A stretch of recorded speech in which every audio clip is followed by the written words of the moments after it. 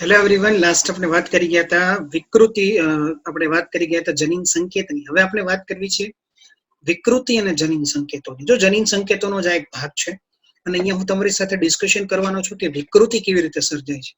આપણે જાણીએ છીએ કે ડીએનએ ઉપર જે છે એ બેઝ પેરનો ક્રમ જે છે એ ગોઠવાયેલો હોય છે. અને મેં તમને ડીએનએ સ્વયંજનન વખતે એક વાત એ પણ સમજાવી હતી કે ડીએનએ ઉપર કોઈ પણ બેઝ જે છે એ ખોટો રીતે નહીં ગોઠવાય. જો ખોટા રીતે ગોઠવાશે તો ડીએનએ પોલિમરેઝ 1 દ્વારા પ્રૂફ રીડિંગ એક્ટિવિટી કરી અને એને જે છે રિપેરિંગ કરી નાખવામાં આવશે. છતાં પણ કોઈ કારણથી છે મિત્રો ઘણીવાર જે છે એ વિકૃતિ સર્જાતી હોય છે. આવી વિકૃતિઓ બે પ્રકારની હોતી હોય છે.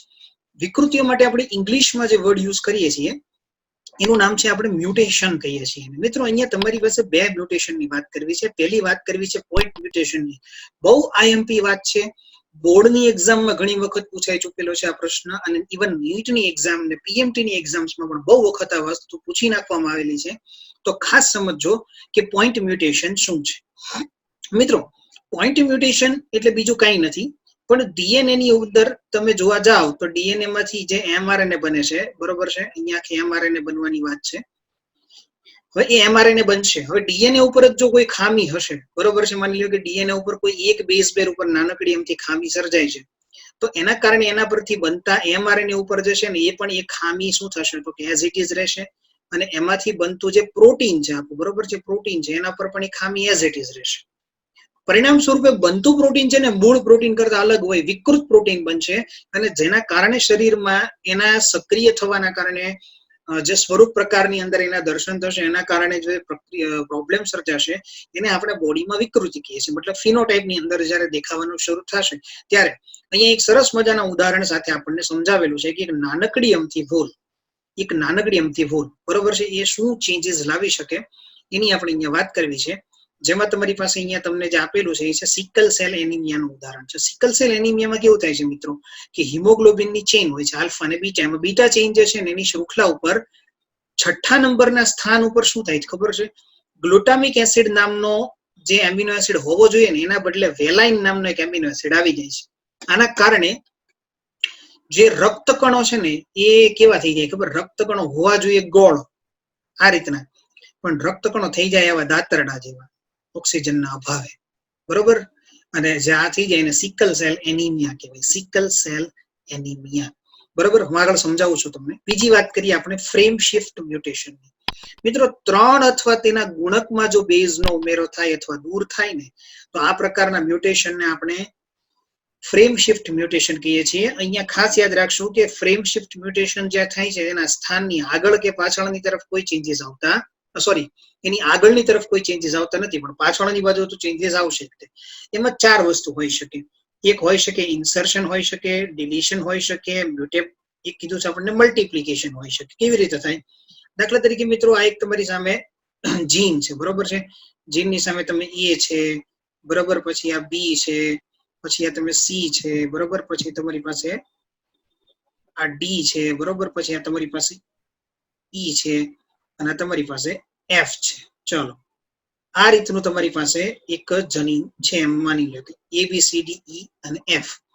હવે કોઈ કારણથી માની લો કે આમાં બી અને સી જે છે એ જતા રહે તો મિત્રો એને ડિલીશન કહેવાશે. ડિલીશન એટલે અહીંયા બેઝ પેરો એની જે છે ડિલીટ થઈ ગઈ. માની લો કે એ બી, બરોબર, પછી ફરી એક બી આવી જાય તો A B B C D E F એવું થઈ જાય તો એને ઇન્સર્શન કહેવાશે. એક નવું ઉમેરાણું, મલ્ટિપ્લિકેશન થવું, બરોબર છે. મલ્ટિપ્લિકેશનમાં કેવું થાય ખબર છે? એ બી સી, ફરી પાછું એ બી સી આવે તો A B C D E F, A 2 વખત એ બી સી આવ્યું, તેનું મલ્ટિપ્લિકેશન થયું, ગુણન થઈ ગયું. આ રીતના જે ઘટના બને ને એને કહેવામાં આવે ફ્રેમ શિફ્ટ મ્યુટેશન. કોઈ એક જ બેઝ પેર ઉપર ચેન્જ થાય તો એના કારણે જે રચાય એને આપણે લોકો પોઈન્ટ મ્યુટેશન કહીએ છીએ. જ્યારે તમે બેઝ પેરમાં એક વસ્તુ તમે સમજો કે બીજી એક વાત તમને કહું કે અહીંયા ફ્રેમ શિફ્ટ મ્યુટેશન ની અંદર જે છે એ આખી ફ્રેમ શિફ્ટ થઈ જાય છે. તો 2 વસ્તુ અહીંયા યાદ રાખશું. ચલો જોઈએ આપણે ફ્રેમ શિફ્ટ પોઈન્ટ મ્યુટેશન. તમારી સ્ક્રીન પર તમે જોઈ શકો છો મિત્રો. તમારી સ્ક્રીન પર તમને એક્ઝામ્પલ આપેલું છે સિકલ સેલ એનિમિયાનું. ચલો આપણે 6થા નંબર પર ડાયરેક્ટ વાત કરીએ એટલે વધારે ક્લિયર. અચ્છા, 6 નંબર પર જુઓ. હોવું શું જોઈએ ખરેખર? ટી ની સામે એ હોવો જોઈએ, અને નોર્મલમાં શું હોવું જોઈએ તો કે ગ્લુટામિક એસિડ હોવો જોઈએ. તો જો આવું હોય ને તો નોર્મલ બ્લડ સેલ આવા હોય, અહીંયા દેખાય જ નહીં. આપણા રક્ત કણો જે છે દ્વિઅંતરગોળ રકાબી આકારના હોય છે, એવું આપણે ભણી ગયા છીએ. અચ્છા, હવે શું થશે સમજો ખાસ, કે ડીએનએ ની સિક્વન્સ તમને જ્યાં દેખાય છે એમાં અહીંયા આ ઊંધો થઈ જાય. જો એ અહીંયા આવે તો ઓબ્વિયસલી એની સામે ટી આવશે. તો વળી પાછું જીટીએ છે તો એની સામે હવે વેલાઇન આવી જશે. આ વેલાઇન મ્યુટન્ટ છે. મ્યુટન્ટ થવાના કારણે હવે રક્ત કણો જો કેવા થઈ ગયા છે, દાંતરડા આકારના થઈ ગયા. દેખાય મેં હમણાં જે ડ્રો કરેલો હતો ને એ રીતનો જ આકાર છે, તો દાંતરડા આકારના થઈ ગયા છે. તો બસ આ વસ્તુ દર્શાવે છે કે એક નાનકડા આમથા ભૂલના કારણે પણ જે છે એટલી મોટી પરિસ્થિતિ આવી થઈ શકે છે. તો બસ આજ જે તમે જોઈ રહ્યા છો એ વાત થઈ ગઈ કોની? તો કે એ વાત થઈ ગઈ આપણી અંદર પોઈન્ટ મ્યુટેશન ની. બરોબર છે? તો આઈ હોપ તમને પોઈન્ટ મ્યુટેશન વિશે ખ્યાલ હશે. બરોબર છે? ચાલો નેક્સ્ટ વાત કરીએ હવે આપણે. આખી દુનિયા જ્યારે ઓનલાઈન થઈ રહી છે, નવી ટેકનોલોજી નવી લાઈફસ્ટાઈલ સાથે સંલગ્ન થઈ રહી છે, અને વર્ક ફ્રોમ હોમ જ્યારે નોર્મલ બની રહ્યું છે, ત્યારે સ્ટડી ફ્રોમ હોમ શું એક સારો આઈડિયા નથી? લર્ન લિબર્ટીની નવી એપ. ગુજરાતની સૌથી પ્રતિષ્ઠિત વિશ્વસનીય કોચ અને માર્ગદર્શક લિબર્ટી કરિયર એકેડમી દ્વારા પ્રસ્તુત છે લર્ન એપ. અને આ એપ ખાસ કરીને ધોરણ 9 થી 12 ગુજરાતી અને ઇંગ્લિશ મીડિયમ તથા નીટ, જેઈઈ મેઇન અને ગુજસેટ જેવી સ્પર્ધાત્મક પરીક્ષાઓ માટે બનાવવામાં આવી છે. તો હવે લિબર્ટીની નવી લર્ન એપ ડાઉનલોડ કરીને આપ ક્યાંય પણ અને આપના અનુકૂળ સમયે અભ્યાસ કરી શકો છો. ટીઆરએનએ અનુકૂલક અણુની વાત કરું તમારી સાથે. ટીઆરએનએ અનુકૂલક અણુ શું છે એની ચર્ચા કરીએ. હવે ટીઆરએનએ અનુકૂલક અણુ તરીકે ટીઆરએનએ છે ને મિત્ર, પહેલા તો હું તમને એ કહી દઉં કે ટીઆરએનએ નું નામ છે ટ્રાન્સફર આરએનએ. એનું કામ છે ભાષાંતરની પ્રક્રિયા દરમિયાન એમઆરએનએ ઉપર યોગ્ય સ્થાને કોડ વાંચીને એમિનો એસિડને મૂકવાનું. બરોબર છે? ટીઆરએનએ અનુકૂલક અણુ છે, જેનું અન્ય નામ છે ને એ એસઆરએનએ પણ છે. એસઆરએનએ એટલે સોલ્યુબલ આરએનએ પણ કહેવાય. જો અહીંયા લખેલું છે. બરોબર છે? જે પોતે પ્રતિસંકેત લૂપ ધરાવે છે. આ એનો લૂપ જે છે ને, જો આ લૂપ અહીંયા જેનો હાથ દેખાય ને એને નામ તમે આપેલું છે પ્રતિસંકેત હાથ. બરોબર છે? એને શું નામ આપેલું છે આપણે? પ્રતિસંકેત હાથ નામ આપેલું છે. જોઈએ એક જ મિનિટ. ચલો અહીંયા આપણે એનો જે હાથ જોઈ રહ્યા છીએ. નેક્સ્ટ અહીંયા જો પ્રતિસંકેત લૂપ આપેલું છે. કેમ? તો કે મિત્રો અહીંયા કેવું છે ખબર છે? હું આગળની ફિગરમાં હમણાં તમને સમજાવીશ. અહીંયા તમે જોશો ને તો આ એમઆરએનએ ઉપર આ એમઆરએનએ હું ડ્રો કરી રહ્યો છું. એમઆરએનએ ઉપર આ રીતના 3 અક્ષરનો સંકેત હશે. એ સંકેતની સામે જે છે ને, જો અહીંયા 1, 2 ને 3 દેખાય જ ને તમને, એ પ્રતિસંકેત હશે. સંકેત અને પ્રતિસંકેત મેચ થાય ને એટલે એમઆરએનએ ઉપર આ રીતે એમિનો એસિડને મૂકીને ટીઆરએનએ જતો રહે. આ સંકેત અને પ્રતિસંકેતની આખો ગેમ છે કે જેમાં એ લોકો શું કરે છે તો કે પ્રોપર એમિનો એસિડને મૂકે છે. અને ઉપર તમે જોશો ને તો અહીંયા લખેલું છે એમિનો એસિડનું જોડાણ સ્થાન. દેખાય છે? તો જો અહીંયા લખેલું છે એનામાં એક એમિનો એસિડનો ગ્રાહી છેડો હશે. અને એમિનો એસિડ માટે, દરેક એમિનો એસિડ માટે અલગ ટીઆરએનએ હશે. તો આપણી પાસે 20 પ્રકારના એમિનો એસિડ છે જે પ્રોટીન સિન્થેસિસમાં ભાગ લે છે. તો આપણી પાસે 20 પ્રકારના ટીઆરએનએ પણ, ટૂંકમાં 20 પ્રકારના ટીઆરએનએ હશે, દરેક એમિનો એસિડ માટે અલગ અલગ. એના સ્ટ્રક્ચરમાં જરાક તમારી સાથે ચર્ચા કરી લઉં તો મિત્રો, આ તમે એનું જે સ્ટ્રક્ચર જોવો છે ને, લવિંગના પાંદડા જેવું, એટલે ક્લોવર લીફ કહેવાય. જેમાં આનો એક ડી સાઇન, આ એક ડી લૂપ છે. બરોબર છે? અહીંયા તમને જે ડી ભાગ દેખાય છે, પછી અહીંયા તમને એનો ટી સાઇન સી હાથ દેખાઈ રહ્યો છે. બરોબર? અને આ જે છે ઉપરનો છેડો, અહીંયા તમે જુઓ ને તો આ વચ્ચેની ભાગે તમને એની બેવડી રચના જોવા મળે છે. નાઇટ્રોજન બેઝ જે છે એની સામે જોડીઓ ટૂંકમાં ગોઠવાઈ ગઈ છે, અને બેઝ પેરો બની જાય છે બંનેની વચ્ચે. પણ મિત્રો એક વાત મારી ખાસ યાદ રાખજો કે ટીઆરએનએ માં ભલે આ રીતે હાઇડ્રોજન બંધ દ્વારા બેવડી રચના બનતી હોય, પણ આ એક વેરિયેબલ લૂપ છે આનો. આ રીતે અહીંયા આપેલો છે. ટીઆરએનએ ક્યારેય ચરગાફના નિયમને ફોલો કરતો નથી. આરએનએ ક્યારેય ચરગાફના નિયમને ફોલો કરશે નહીં. ડબલ સ્ટ્રેન્ડેડ આરએનએ હશે તો પણ નહીં. આ સમજજો ખાસ. બરોબર? અને વાસ્તવમાં ખરેખર તમે જોવા જાવ તો એ તમને ઊંધા એલ આકારનો દેખાય છે. નિયમ છે ટીઆરએનએ કેવો આપણને દેખાય છે એની આપણને વાત કરી છે. તો આઈ હોપ કે ટીઆરએનએ વિશે તમને ક્લિયર હશે હું શું વાત કરી રહ્યો છું. ટીઆરએનએ નું કામ છે ટ્રાન્સફર. કોનું? તો કે એમિનો એસિડ નું. ક્યાંથી? તો કે કોષરસમાંથી. કઈ જગ્યા ઉપર? તો કે એમઆરએનએ ઉપર. શા માટે? તો કે પ્રોટીનના નિર્માણ માટે. તો આ બધા જવાબ તમને અહીંયાથી મળી જશે મેં જે વાત કરી છે એમાંથી. તમે જોઈ રહ્યા છો મિત્રો કે એક બંને બાજુ તમને ટીઆરએનએ સ્ક્રીન ઉપર આપેલા છે. અહીંયા તમને એમઆરએનએ આપેલો છે. બરોબર છે? અને એમઆરએનએ ઉપર તમે જોશો તો આ યુએસી નામનો કોડ છે. તો યુએસસી નામનો કોડ છે ને, બરોબર, એની સામે એક એન્ટી કોડ છે. યુએસસી કોડ છે કોના માટેનો? તો કે યુએસસી કોડ છે ટાયરોસિન માટેનો. તો એનો પ્રતિસંકેત કયો થાય? તો કે યુ ની સામે એ ની સામે યુ અને સી ની સામે જી. તો જો અહીંયા એ યુ જી જે તમને દેખાય છે પ્રતિસંકેત થશે, બરોબર છે. એવી જ રીતે અહીંયા જો પ્રતિસંકેત કયો છે? એજીયુ કોના માટેનો છે? એજીયુ સેરીન માટેનો છે. પ્રતિસંકેત કયો થાય? યુસીએ થશે. બસ તો આવી જ રીતે વાંચીને હવે માની લો કે આ પહેલો એમિનો એસિડ છે, આ બીજો એમિનો એસિડ છે. તો આ બંને એમિનો એસિડ જે છે ને એ એકબીજાની સાથે જેવા બાજુમાં આવશે ને એટલે આ રીતે બંને વચ્ચે બંધ બની જશે. કયો બંધ બનશે મિત્રો? પ્રોટીનમાં બે એમિનો એસિડ વચ્ચે હંમેશા પેપ્ટાઇડ બંધ બનશે અને ડાયપેપ્ટાઇડ ની રચના થશે. હવે ત્રીજો એમિનો એસિડ બાજુમાં આવી રીતે મુકાશે તો આ એમિનો એસિડ એની સાથે બંધ બનાવી લેશે. આમ એમિનો એસિડ ની એક ક્રમિક લાંબી શૃંખલા બનશે જેને આપણે લોકો નામ આપશું પોલીપેપ્ટાઇડ. શું કહેશું આપણે? પોલીપેપ્ટાઇડ શૃંખલા. તો આ વાત થઈ ગઈ આપણી જે છે એ. ઓકે, ચલો, તો આ વાત થઈ ગઈ આપણી ટીઆરએનએ ની. તો આઈ હોપ કે તમને વિકૃતિ અને ટીઆરએનએ વિશે હવે ક્લિયર હશે. ભાષાંતરની વાત કરવા જઈ રહ્યા છીએ આપણે. બહુ જ ઇમ્પોર્ટન્ટ પ્રોસેસ છે એક્ઝામ ની અંદર. આના રિલેટેડ ઘણી બધી વાતો આપણને પૂછી શકાય. ભાષાંતર એટલે શું? ભાષાંતર એટલે મારી સામાન્ય ભાષામાં હું તમને કહી દઉં તો હવે તમે જે એમઆરએનએ લઈને આવેલા છો એ એમઆરએનએ ઉપરથી તમારે હવે પ્રોટીન બનાવવાનું છે અને એ પ્રોટીન બનાવવા માટે એમઆરએનએ ઉપર આવી રીતે બહુ બધી જગ્યા ઉપર જે છે એ એક સાથે પ્રોટીનના નિર્માણની પ્રક્રિયાની શરૂઆત થશે, જેમાં આપણા રિબોઝોમ્સ બહુ મહત્વનો ભાગ ભજવે છે. કારણ કે રિબોઝોમ્સ પોતે પ્રોટીન અને આરઆરએનએ ધરાવે છે. તો જો તમારી પાસે સ્ક્રીન પર હું જે દોરી રહ્યો છું કે મેં એક જ એમઆરએનએ ઉપર બહુ બધા રિબોઝોમ્સને ગોઠવી દીધા છે, જેને મિત્રો હવે પોલીઝોમ્સ કહેવાશે અથવા એને પોલીરિબોઝોમ્સ કહેવાશે. યાદ રાખજો, પોલીરિબોઝોમ્સ.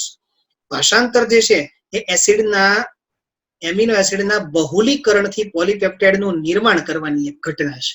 બહુલીકરણથી એટલે કે આપણે હવે શું કરવા છે? મેં આગળ તમને બતાવ્યું ને, એક પછી બે પછી ત્રણ, એમ એમિનો એસિડ સતત ઉમેરાતા જશે અને ઉમેરાતા જશે એટલે નવી જશે એ પ્રોટીનની શૃંખલા બનતી જશે.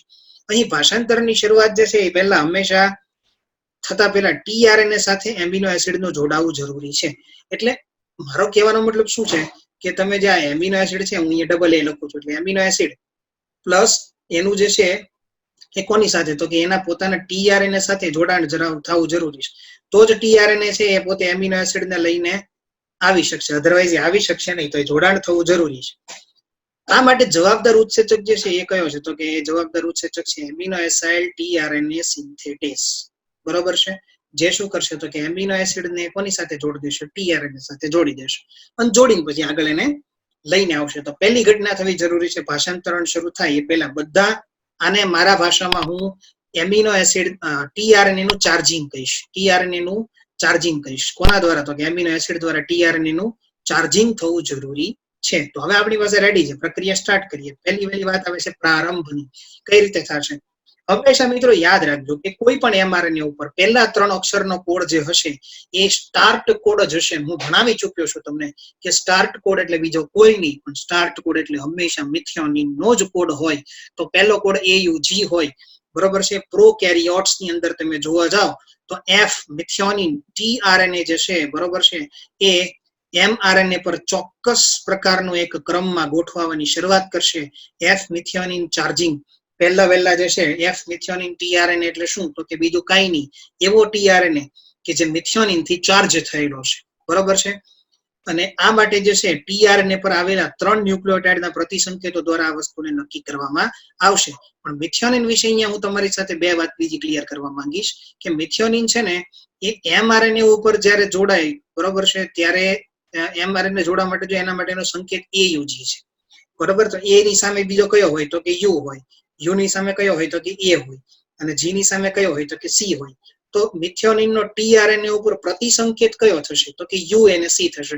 આ વસ્તુ નીટમાં પૂછી લેવામાં આવેલી છે. મિત્રો સમજો, આ મારી વસ્તુ નીટમાં પૂછી લેવામાં આવેલી છે એટલે હું તમારી સાથે અહીંયા મેન્શન કરી રહ્યો છું. તમે 2017 ની ને 16 ની બેયના પેપર જોશો તમને તો આ વસ્તુ તમને જે છે જોવા મળશે. ખાસ મારા શબ્દો યાદ રાખજો એટલે તમારે વસ્તુ. પણ આ ઘટનાની અંદર જે છે ને પ્રારંભ ઇનિશિયેશન જે કરવા માટે જવાબદાર છે ને એના માટે IF શબ્દ વાપરેલો છે, ઇનિશિયેશન ફેક્ટર. હવે અહીંયા ઇનિશિયેશન ફેક્ટર તમને 1, 2 અને 3 જોવા મળશે આદિકોષ કેન્દ્રીમાં. જ્યારે U લખેલો, જો E એટલે યુકેરિયોટિક, ઇનિશિયેશન ફેક્ટરમાં આવા કુલ 10 ઇનિશિયેશન ફેક્ટર તમને જોવા મળે છે. એટલે પ્રારંભ માટેના કારકો કુલ કેટલા? તો કે 10, કે જે આ પ્રક્રિયા જે છે એને શું કરશે? તો કે શરૂ કરાવશે. તો મિત્રો પહેલા સ્થાન ઉપર હવે મિથિયોનિન આવી ગયો છે, બરોબર છે. માની લો કે તમારી પાસે જે mRNA છે, બરોબર છે, અને એ mRNA ઉપર તમે અહીંયા જોવા જાવ તો તમને અહીંયા ખરેખર આમ જોવા જાવ તો પહેલો કોડ હોય ને તો આ મિથિયોનિન માટેનો હોવો જોઈએ. અહીંયા તમે જે દેખાય છે આ મિથિયોનિન માટેનો, તો અહીંયા પહેલા મિથિયોનિન આવી જશે. આ રીતે મિથિયોનિન મુકાઈ જાય ને એટલે પછી આગળ પ્રક્રિયા શરૂ થાય. હવે આગળ જેવો મિથિયોનિન મુકાણો પછી હવે બીજો એમિનો એસિડ મુકાવાની તૈયારીઓ શરૂ થઈ જશે. હવે શું થશે? કોઈ એવી વાત સમજવી છે આપણે કે જે આપણને થોડું વધારે સારી રીતે આને ક્લિયર કરાવે. તો પ્રારંભ વિશે યાદ રાખજો, કાંઈ યાદ નથી રાખવાનું. પ્રારંભ શરૂ થાય છે. પ્રારંભમાં કેટલું થાય છે? તો કે tRNA નું ચાર્જિંગ થાય છે. કોના દ્વારા? એમિનો એસિડ દ્વારા. પહેલો એમિનો એસિડ મુકાવાની શરૂઆત કરવાની છે. નિયમ મુજબ પહેલો એમિનો એસિડ હંમેશા મિથિયોનિન જ હશે. જો પ્રોટીનને પહેલા સ્થાને મિથિયોનિનની જરૂર ના હોય ને તો પાછળથી એને દૂર કરશે, અને રાખવો હશે તો રાખશે. એ પ્રોટીનની મરજી છે, પણ પહેલા મિથિયોનિન જ આવશે. આ સનાતન સત્ય છે. નેક્સ્ટ વાત કરો તમારી સાથે. ચલો જો તો પહેલી આ વાત થઈ ગઈ છે નહીં? તો મિત્રો આ તમે જુઓ કે આ રિબોસોમ્સ છે, આ mRNA છે, બરોબર છે. હવે mRNA ઉપર તમે જુઓ આ tRNA મિથિયોનિન ને લઈને આવે છે, એટલે અહીંયા F-MET લખેલું છે. GTP નો ઉપયોગ અહીંયા શક્તિના સ્ત્રોત તરીકે થશે. ગ્વાનોસાઇન ટ્રાઇફોસ્ફેટ, આ tRNA જે પ્રતિસંકેત, જો અહીંયા એમિનો એસિડ ને મૂકે છે mRNA ઉપર, બરોબર. પહેલો એમિનો એસિડ અહીંયા ગોઠવાઈ ગયો. તો બસ આ વાત થઈ ગઈ મિત્રો એમિનો એસિડ ને ગોઠવવાની. આ એમિનો એસિડ અહીંયા તમે જુઓ તો AUG દેખાય છે તમને? AUG અને એની સામે UAC, સંકેત અને પ્રતિસંકેત સામસામા આવે છે. મિથિયોનિન ને મૂકવામાં આવે છે. પ્રક્રિયાનો પ્રારંભ થાય છે. ચલો નેક્સ્ટ વાત કરું. પ્રલંબન. ઓકે, એલોંગેશન કહેવાશે. હવે શું થાય છે મિત્રો? અહીંયા પહેલા તો એક સમજવા જેવી વસ્તુ એ છે કે પહેલો એમિનો એસિડ આવી ગયા પછી હંમેશા બીજું કામ છે બીજો એમિનો એસિડ મૂકવાનું. તો બીજો એમિનો એસિડ કીધું ને તો જો અહીંયા કીધું છે કે હવે બીજો એમિનો એસિડ ગોઠવવાનું શરૂ થાય, બરોબર. અને એ દરમિયાન જીટીપી નો તમે શક્તિ સ્ત્રોત તરીકે ઉપયોગ કરો છો. હવે mRNA ઉપર તમને 3 બાજુ જોવા મળશે. એક P બાજુ, એક A બાજુ અને એક E બાજુ. હવે P, A અને E બાજુ શું છે? તો કે જો P બાજુ જે છે ને પેપ્ટાઇડલ બાજુ છે. પેપ્ટાઇડલ બાજુ એટલે એવી બાજુ, બરોબર છે, કે જે જગ્યા ઉપર એમિનો એસિડ ગોઠવવાનો, સોરી, P બાજુ એટલે કે જે એમિનો એસિડ અત્યારે ગોઠવાઈ રહ્યો છે. A બાજુ, બરોબર, જે એમિનો એસાઇલ સાઇડ છે.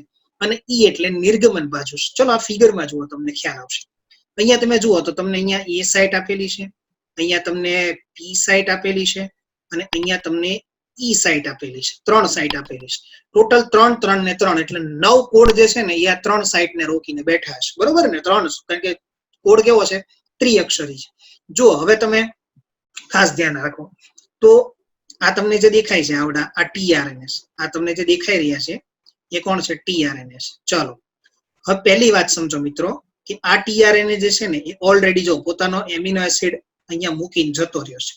AUG જે છે મિથિયોનિન ને મૂકીને જતો રહ્યો છે, બરોબર છે. એટલે E સાઇટ ને શું નામ આપેલું છે આપણે? નિર્ગમન. નિર્ગમન એટલે કે જ્યાં બહાર જવાનું, જતું રહેવાનું. તો જો અહીંયા tRNA જતો રહે છે, તો કે હા જતો રહે છે. બીજી વાત કરીએ આપણે P સાઇટની. P સાઇટ એટલે પેપ્ટાઇડલ બાજુ કે જ્યાં પ્રક્રિયા ચાલુ છે. ચલો અહીં જુઓ તો અહીંયા tRNA ઉપર પ્રતિસંકેત છે ACC, એની સામે બીજો સંકેત તમને દેખાય છે UGG. અહીંયા ઓલરેડી કોને? તો કે જે છે એ ટ્રિપ્ટોફેન ને મૂકવાની પ્રક્રિયા કેવી છે? શરૂ છે, બરોબર. ટ્રિપ્ટોફેન ને મૂકવાની પ્રક્રિયા શરૂ છે. આ મિથિયોનિન ને મૂકીને જતો રહ્યો. એ ક્યાં ગયો મિથિયોનિન? જો આ રહ્યો મિથિયોનિન પહેલાના સ્થાને. બીજા સ્થાને P બાજુ ઉપર અત્યારે ટ્રિપ્ટોફેન ગોઠવાઈ રહ્યો છે. તો જો મિથિયોનિન અને ટ્રિપ્ટોફેન બંને આ કાળા કલરનો જે લાઈન અહીંયા કરું છું, કાળા કલરના દોરા પાસે, એ પેપ્ટાઇડ બંધ દ્વારા જોડાઈ ગયેલા છે, બરોબર છે. તો 2 એમિનો એસિડ જોડાઈ ગયા. ત્રીજો આવવાની તૈયારીમાં છે. એ એટલે એમિનો એસિડ બાજુ કે આમ તો એને અરાઇવલ પણ કહેવાય, આવી રહ્યું છે, અરાઇવલ, બરોબર. નિર્ગમન આપણે સોરી એમિનો એસાઇલ બાજુ જો અહીંયા આવવાની તૈયારી કરે છે. હવે ત્રીજો કોણ આવી રહ્યો છે? તો કે જો અહીંયા UC જે છે ને એ કોડ ને વાંચીને કોણ આવી રહ્યું છે? તો કે AAG આવી રહ્યો છે. AAG કોની માટે છે? તો કે ફિનાઇલ એલેનાઇન માટે છે. તો ફિનાઇલ એલેનાઇન અહીંયા આવશે. જ્યારે ફિનાઇલ એલેનાઇન અહીંયા આવશે ને તો આ E સાઇટ ખાલી થઈ જશે, બરોબર. અને હવે આ A સાઇટ જે છે ને એ આ P સાઇટ આમ ખસી જશે, કારણ કે હવે P સાઇટ એટલે પેપ્ટાઇડલ સાઇટ થશે ને, અને અહીંયા બાજુમાં A સાઇટ અહીંયા ખસી જશે અરાઇવલ માટે. હવે એ નવા એમિનો એસિડ ની રાહ જોશે કે જે નવા એમિનો એસિડ અહીંયાથી આવવાનું છે. આ સાઇટ સ્લાઇડ થતી જશે. મિત્રો સમજો ખાસ, તમે જેમ ચેન ઉપર પેલું ચેન બંધ કરો ત્યારે કેમ પેલું સ્લાઇડર ખસે, એવી રીતે ખસતી જશે. EPA સાઇટ જેમ એમિનો એસિડ ગોઠવાતો જશે એમ ખસતી જશે. અને એવી જ રીતે અહીંયા તમે જુઓ ને તો આ લંબાઈ જે છે ને એ આગળ આવી રીતના નવા એમિનો એસિડ થી મોટી થતી જ જશે. અને આ રીતે પ્રલંબનની પ્રક્રિયા જે છે ને ચાલુ રહેશે. એમિનો એસિડ પેપ્ટાઇડ બંધ દ્વારા જોડાશે અને મિથિયોનિન જે છે એ પ્રથમ સ્થાનેથી છૂટો પડશે. ક્યારે? પ્રક્રિયા પતે ને ત્યારે. જરૂર ના હોય તો ભલે રહ્યો. બરોબર છે. અને આ તમને દેખાય છે તે બ્લુ કલરનું એ લાર્જ રિબોઝોમલ સબ યુનિટ છે. પાછળ તમને જે બ્લુ કલરનો ભાગ દેખાય છે, બરોબર, એ શું છે? તો કે અહીંયા જુઓ તમને દેખાડેલું આ સબ યુનિટ્સ, બરોબર, બ્લુ કલર. આ વાત થઈ ગઈ પ્રલંબનની. બરોબર. પ્રારંભ પછી હવે પ્રલંબન, આઈ હોપ કે તમને ક્લિયર હશે. બરોબર છે. હવે આપણે વાત કરવા જઈ રહ્યા છે અંતની.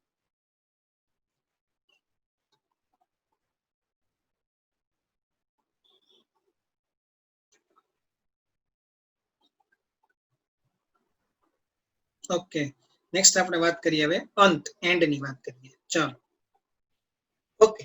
હવે તમારી સ્ક્રીન પર તમે જુઓ, હજી તમારી પાસે પ્રલંબનની એક ફિગર બીજી છે જે હું તમને સમજાવું છું અંત પહેલા, ખ્યાલ આવે તમને.